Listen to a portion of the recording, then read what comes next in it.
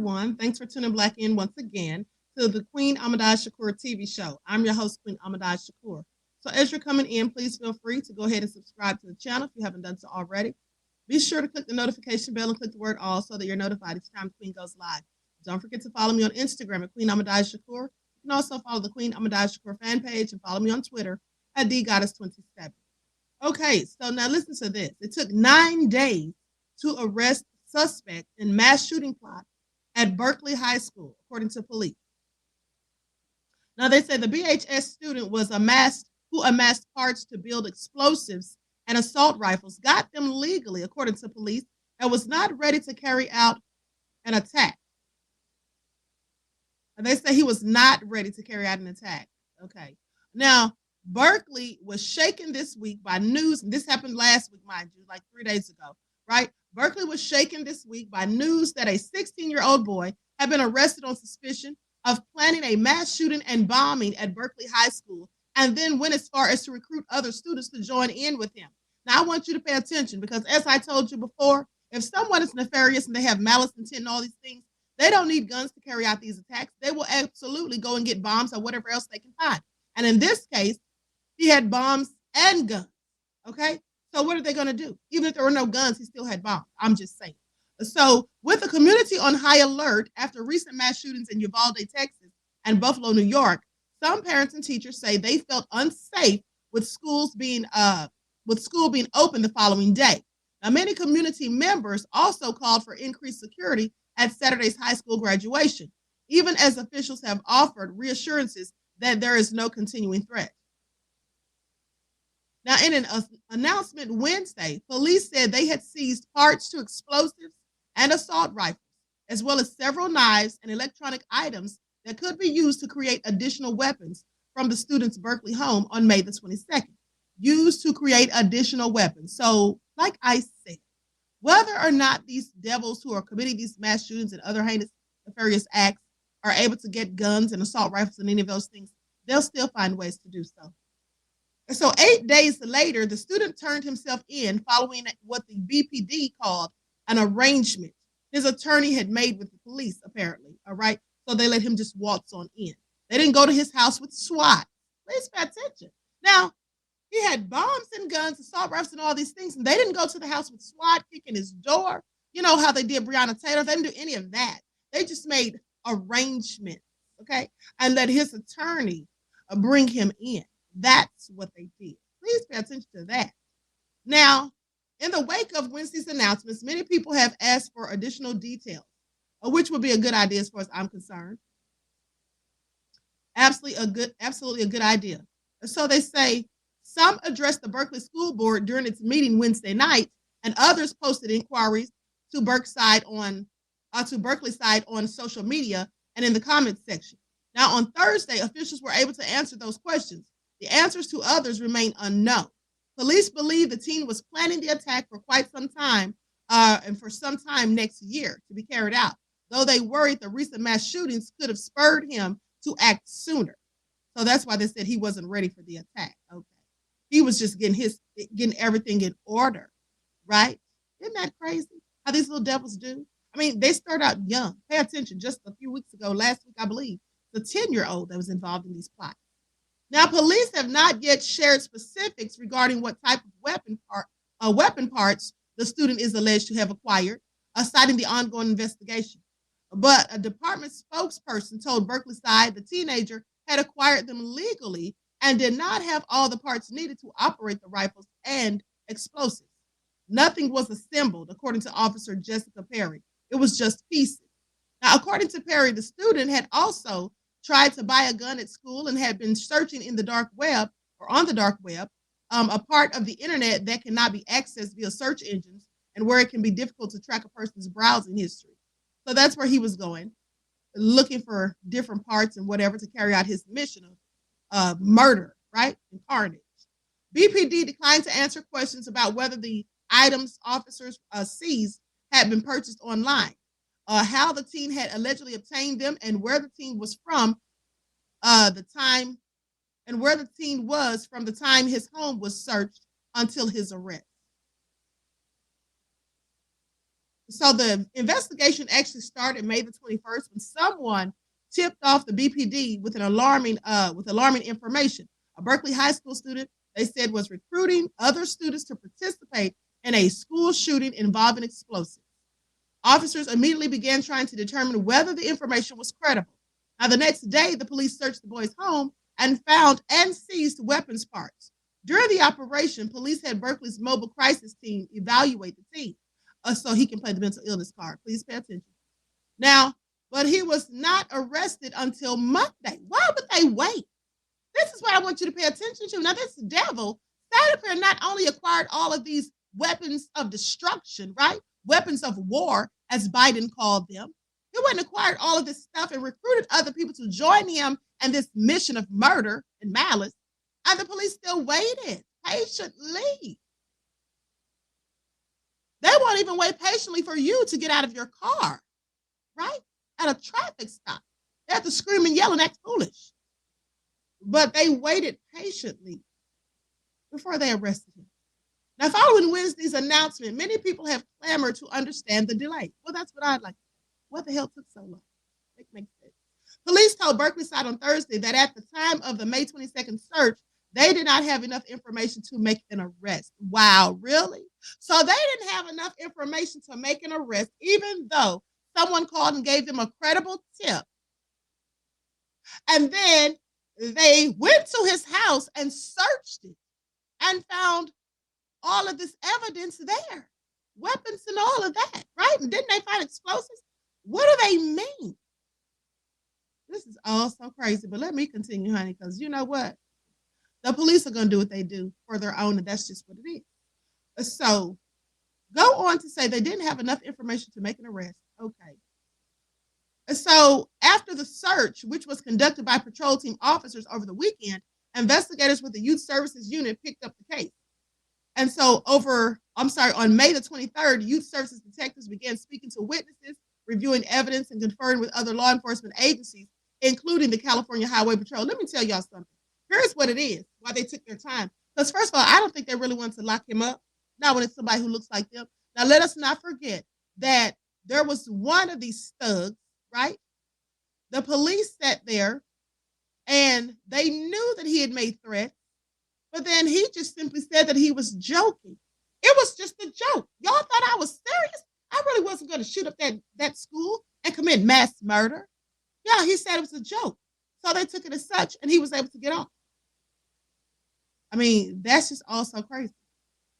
So anyway, they go on to say, there is the impression that we left the student out there to do whatever he wanted, says Officer Brian White, the BPD spokesperson. But that's not the case. Well, what case is it? I'd like to know. So on Thursday, May the 26th, they say investigators secured a warrant for an Alameda County judge to arrest the teen. Now, police went to the student's home that day to arrest him, but he wasn't there. Detectives were able to make contact with the boy's attorney to ensure there was a plan for his arrest. The teen didn't turn himself in for 4 days after the warrant had been issued for his arrest. So that's what I'm saying. They did wait. Okay, they purposely waited.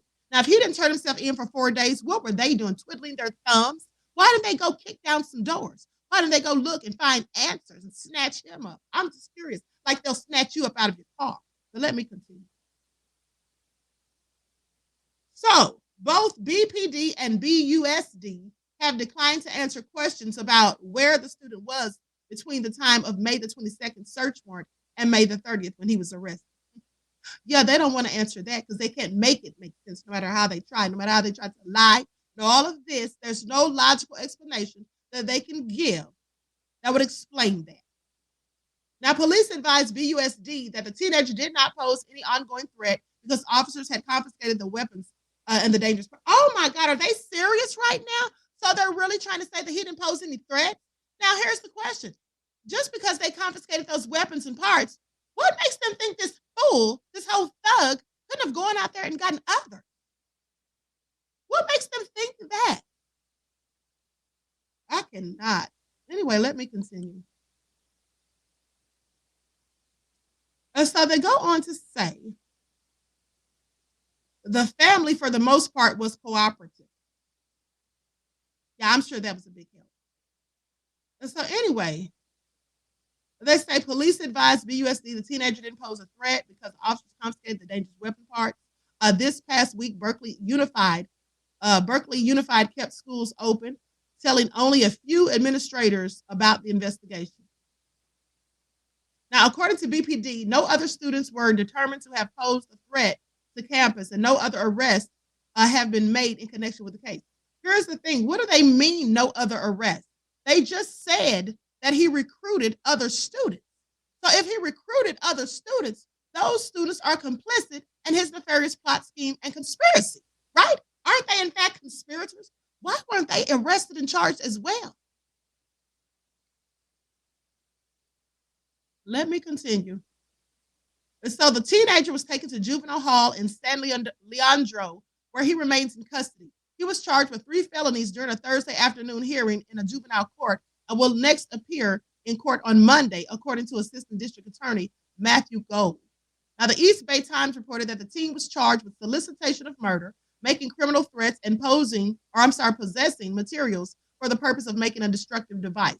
The school district has said it is conducting its own investigation into the situation to determine whether there should be disciplinary action. Whether, oh my goodness, I absolutely cannot. These people sound so ridiculous to me. What do they mean, whether or not there should be disciplinary action? Of course there should. Shouldn't he be expelled? Superintendent Brent Stevens said the incident was an example of an effective intervention that stopped a potential mass shooting from progressing any further. Informants came. Police took quick action. What appears to have been a potential plan to inflict harm here on the campus has been averted. Well, that's good. That's absolutely great. And I think that would be the best way to stop school shootings, not taking away people's guns. To have people that are intervening when these things occur, when people plot and plan. Have some type of specific number for people to call, even anonymously, and give this information, right? The students at the school, administrators, whoever. And so they go on to say, still in the wake of another national reckoning over mass shootings, Berkeley Unified has faced heightened scrutiny of its emergency preparedness.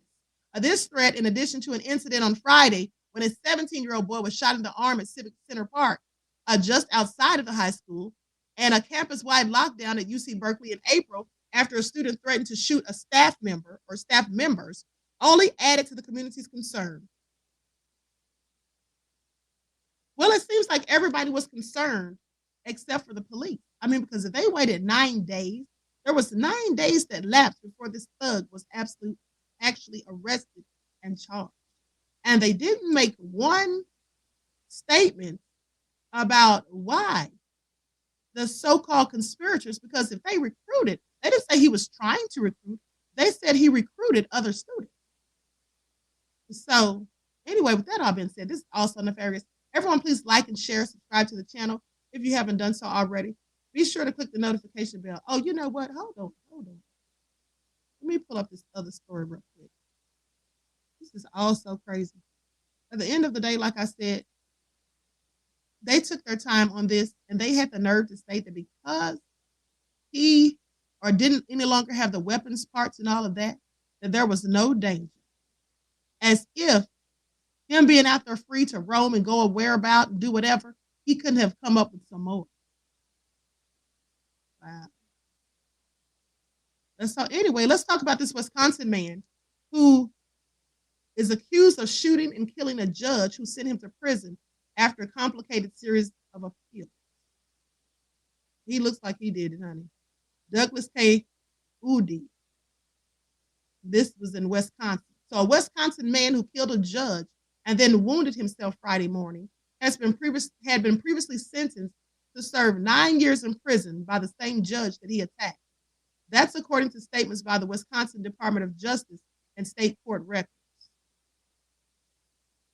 Now, the case that connected alleged triggerman Douglas K. Udy and Judge John Romer was a burglary and weapons case which resulted in a legally awkward appeal. But Udy's criminal history is much more complicated.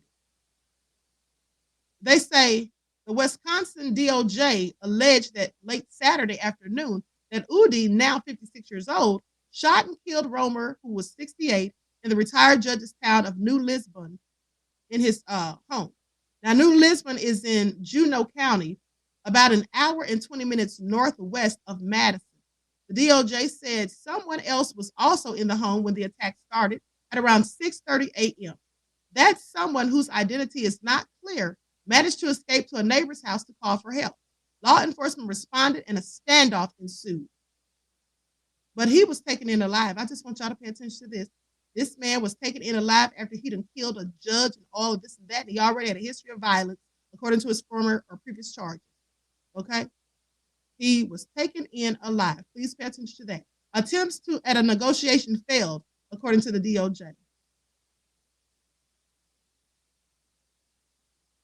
So a tactical team moved in around 10:17 a.m., according to the DOJ. Officers found the judge dead in his own home and Udi in the basement suffering from an apparent self-inflicted gunshot wound. Now the officers began life-saving, pay attention, honey. I want y'all to hear this.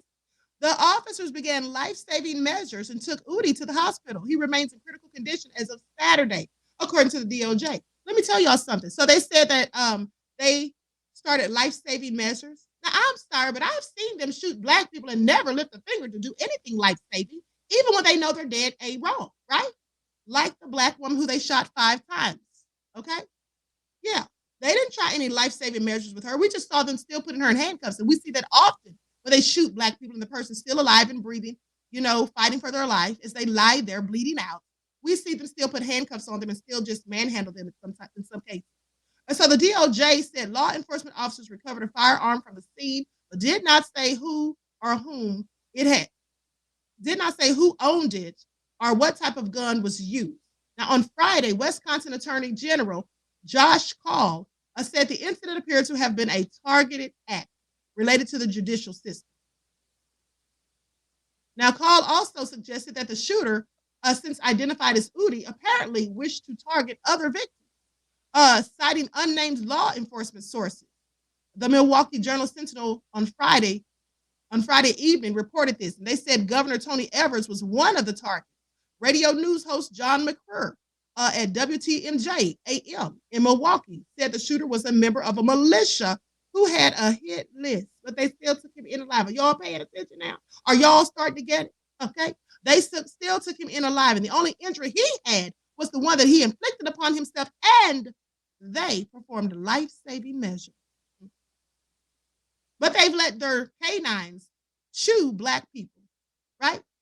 Bite them in the groin, go through the tendons and bone and flesh on their legs and arms. Have they not? They let them eat one man literally alive, killed him. And they stood there and laughed. I played the recording for you. And the man was perfectly innocent, a 53-year-old Black man who was in his own mother's house, and he had permission to be there. But a Karen called the police and said he looked suspicious. And they allowed the dog to eat him, and they didn't try to do anything to save him, honey. They stood there and laughed. I want y'all to notice and take note of all of this comparison. Now, when asked by the Journal-Sentinel about whether Evers was a possible target, the Wisconsin's governor's office said it had a policy of not discussing security matters. Reuters said Whitmer's office acknowledged that the governor of Michigan's name appeared on the Wisconsin gunman's hit list, but would not comment any further. Call refused on Friday to directly state whether an actual list of targets had been collected as evidence, but confirmed the shooter may have desired to harm other targets. Now, the DOJ reiterated on Saturday that the incident appears to be a targeted act, but noted that there was no immediate danger to the public. Now, it did not confirm or deny the reports that the shooter may have had militia connections. Well, of course they did. And these militias are gangs, just like I told you before. And so, according to Wisconsin court records, Judge Romer sentenced Udi as part of a 4-count case that commenced in August of 2001 in Adams County. Udi was charged in that matter with 1 count of burglary while armed with a dangerous weapon, which is an A felony. The second was carrying a concealed weapon, a misdemeanor. 3 was possessing a short-barreled shotgun or rifle, another felony. And then 4, possessing a weapon as a previous felon, yet another felony. A history of nefariousness, but he's alive. Romer sentenced Udi on November the 10th of 2005 on November 10th of 2005.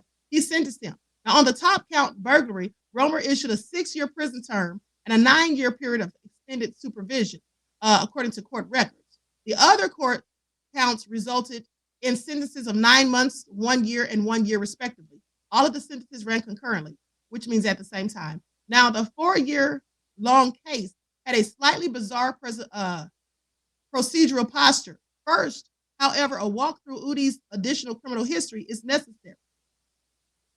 Now, they say he previously faced some sort of extradition proceeding in Adams County, Wisconsin in 1999.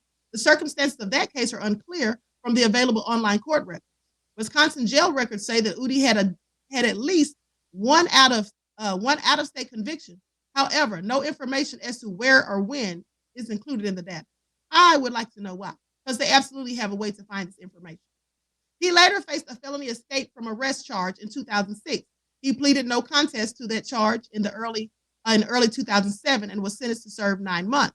But the punishment was ordered to run consecutive to the 2001 Adams County burglary and weapons case. So they were just basically giving him breaks and slaps on the wrist, and then only for him to get out and murder this judge and have a whole hit list of other people that he wanted to get rid of. Please pay attention. Now, in 2007, he was charged with 3 additional crimes: fleeing and eluding an officer as a vehicle operator, driving or operating a vehicle without consent, and these are all felonies, okay? And then obstructing an officer, which is a misdemeanor. Court records say that he was found guilty after jury trial in this matter. That case resulted in a 2008 sentence hearing. Now, on only the 2001 case involved Judge Romer, at least in part.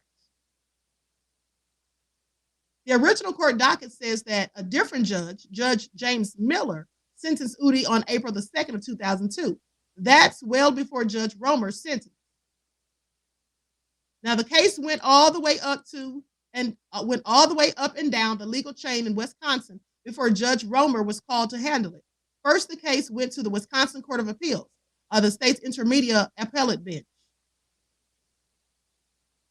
According to Wisconsin court appeals opinion and other appellate court records, Udi pleaded no contest in the burglary and weapons case, but tried to walk back his plea. Now, the Court of Appeals took the case on January the 6th of 2003. They issued an opinion on January the 29th of 2004 and was asked to reconsider that opinion on February the 18th of 2004. Surprisingly, the court agreed to do so. Well, I'm not surprised. He had the complexion for the protection, apparently.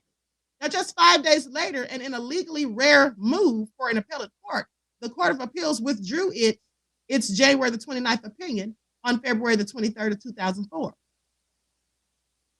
Now, after more litigation, the appellate court sought advice from the state's highest court, the Wisconsin Supreme Court, via a mechanism known as a certified question of law.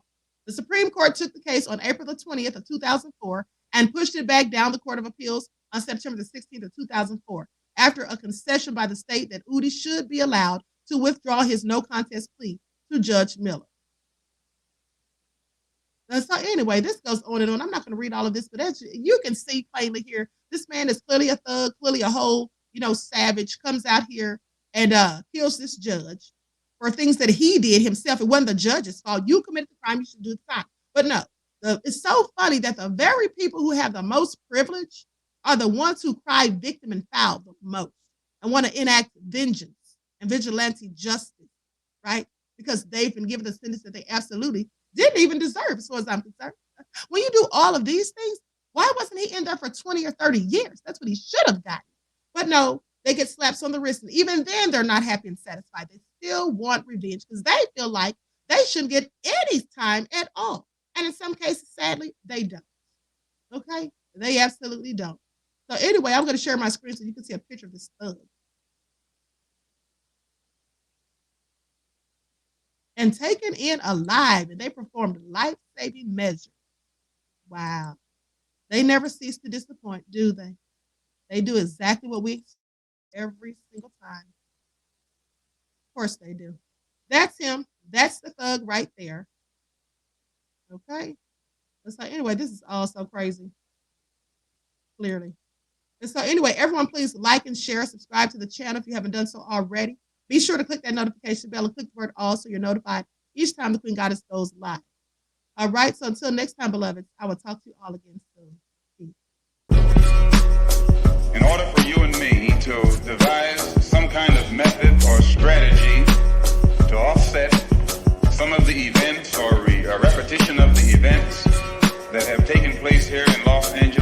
recently, we have to go to the root. We have to go to the cause.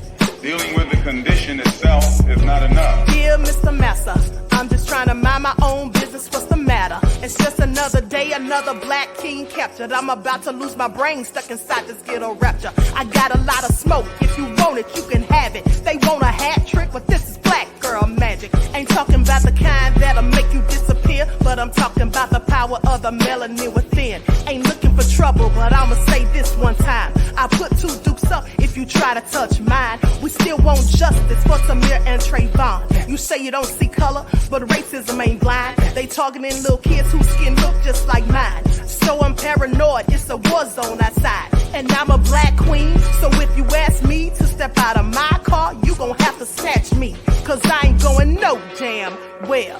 Had to spend my whole life living unfair. Ancestors got my back and they right here. You can never understand, it's a nightmare. Living in my black shoes by the black rules. You can keep your handshake, I don't dap coons. The white man that go nuts if he cash you. But you all on his side like a damn fool. Make it make sense. We are oppressed. Queen. We are exploited. We are downtrodden. Make it make Queen. We are sense. denied not only civil rights, but even human rights. Ahmadiyyah. So the only way we're going to get some of this Ahmadiyyah. oppression and exploitation Queen. away from us or aside from us is come together Queen. against the common enemy. Who taught you to hate the texture of your Ahmadiyyah. hair?